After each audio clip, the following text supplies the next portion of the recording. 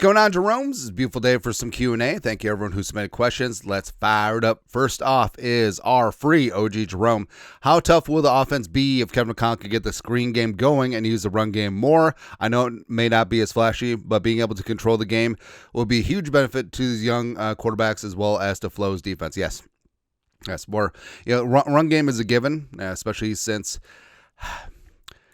there's just something about physical bully football, and you see it all the time late in the season, and the cliches are true.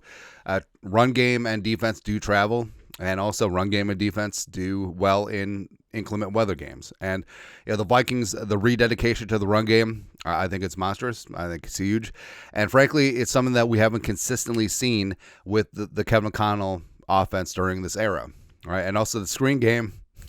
We talked about, like, in practice, the screen game. It's looking really damn good. Where if just an additional wrinkle, and something that JJ McCarthy can do well in as well. Plus the run game sets up play action for some of those deep shots. Where I know that McCarthy's going to be seen as a game manager, but 2 or 3 times a game there will be a spot where off of play action and then McCarthy just rips it downfield, like Jordan Addison skinny post.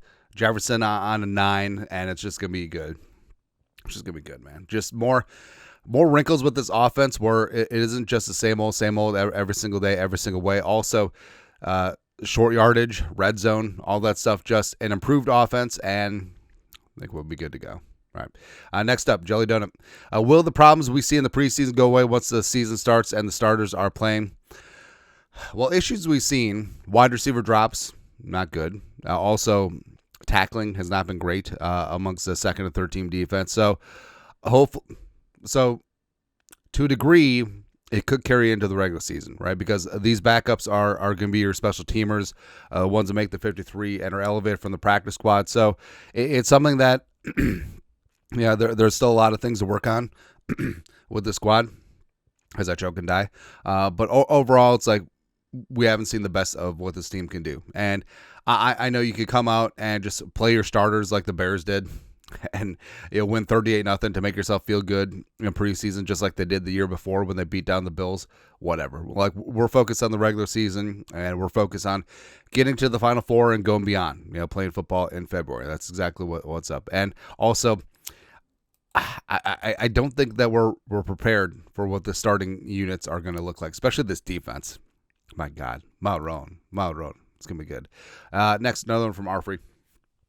Is there any pressure on Kevin McConnell this year to get to that playoff monkey off his back? What if they have a repeat of last season? He has been one of the best head coaches in the regular season, but the team has not looked good in the playoffs so far. I think that's fair. So Kevin McConnell, Coach of the Year, got the extension and has a 13-win season, has a 14-win season. Would have had another double-digit win season if Kurt and Jefferson didn't get hurt in 2023. But zero goose egg, DeAndre Russell playoff wins. So at a certain point, he's got to get off that schneid. And he understands it. I feel like the team gets it too, where regular season is perfectly fine. Cool. But what about when the games matter? He always talks about those meaty downs. What about those meaty games? What about the playoffs? All right, so I feel like another double-digit win is in the offing, and now it's time to make some hay in the playoffs. And I think that explains the stylistic shift of wanting to run the ball more, be more physical in the trenches, and that explains a lot of the changes in philosophy as well as a lot of the roster moves as well. Next. Blake Gleason, if Flores decides to move on to a head coaching job, who do you think would be the next DC? Someone internal? I think it would be internal because you do have inside linebackers coach Mike Saravo, defensive backs coach Durante Jones. So they've been splitting play calling duties.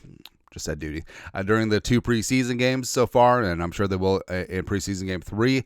Love that Flores does that. Love that Kevin McConnell has West call plays in the preseason as well. But I also feel like they could follow Flores to wherever his next head coaching job is going to be, but also the opportunity to be a play calling DC versus a rubber stamp with Flores, because I'm sure that Flores will still call defensive plays at his next head coaching job. That could be a balance there. And Durante Jones and Flores have become incredibly close. They talk about in pressers as well as Sarab. So Saravo went to Boston College right before Brian Flores, and I hate that I know this. Saravo was an assistant. I think he was a graduate assistant on staff when Flores was a player at Boston College. Again, I hate that I know that. Again, ask me my third kid's middle name. Yeah, but you could easily see one of them following Flores and the other staying put, so vice versa. So it could be Jones, could be Saravo, could be wherever. But I think that they will hire internally. I think that the continuity is certainly going to be there. And also, as we've seen, I mean, Saravo and Durante are firing up DB blitzes in preseason. So, yeah, still going to bring that heat. It'll be good. Lastly, Woobs. Name for Donovan Jackson, the lumberjack, and his pancakes. How much longer do you think Brian O'Neill will play in the NFL? Should the Vikings consider finding a younger replacement at right tackle soon? So, 2 parts. The lumberjack for Donovan Jackson, fantastic. Because serving up pancakes, all that stuff. Also, Paul Bunyan and it should be Purple Ox, shouldn't it? Yeah. But Donovan Jackson, he's just someone that you want on your team.